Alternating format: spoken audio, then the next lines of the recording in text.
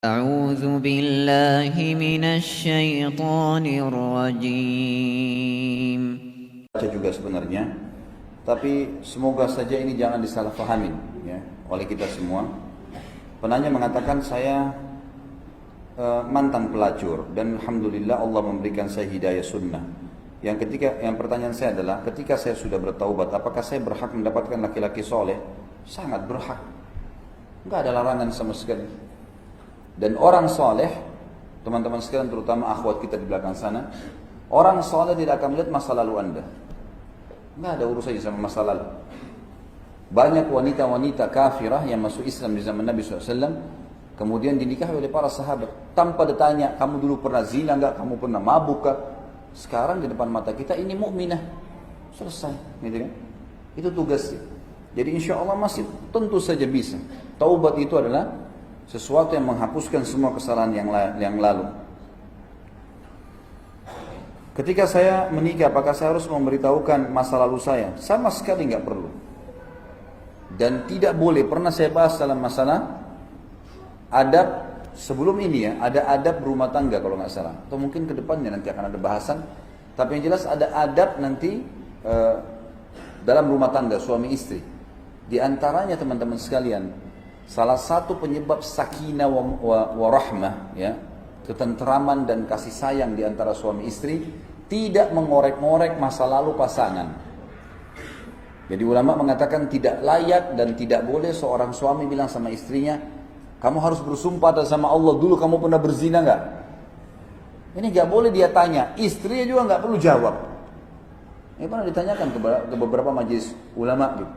Untuk apa anda tanya sekarang? Kalau dia bilang, iya saya pernah berzina. Hah? Kan sakit hati sendiri kan? Untuk apa nanya? Nggak usah nanya.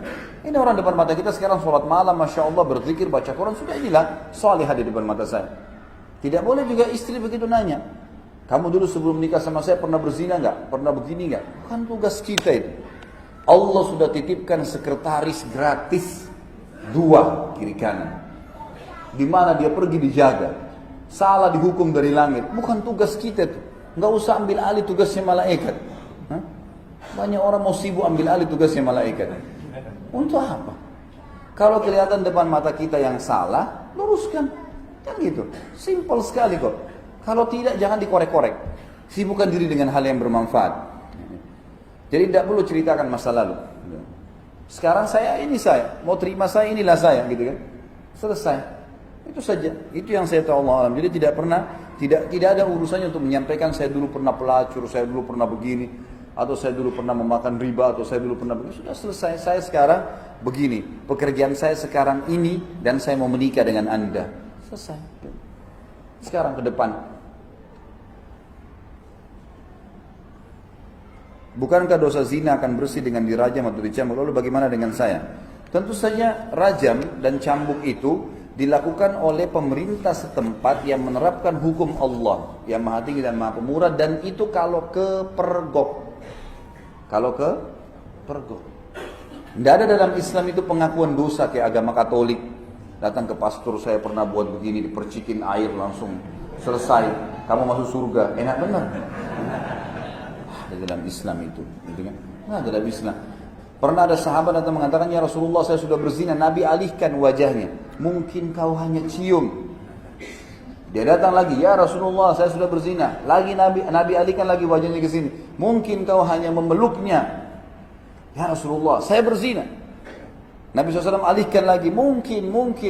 Sampai orang ini mengatakan saya meletakkan kemaluan saya di kemaluannya ya Rasulullah. Nabi tadi maunya, sudahlah pergi, taubatlah sana. Tidak ada pengakuan dosa ini. Tidak ada dalam Islam itu data mengaku saya dulu pernah begini, saya pernah, tidak ada. Kalau kepergok, jelas pemerintah yang tangkap dihukum. Kepergok, gitu kan?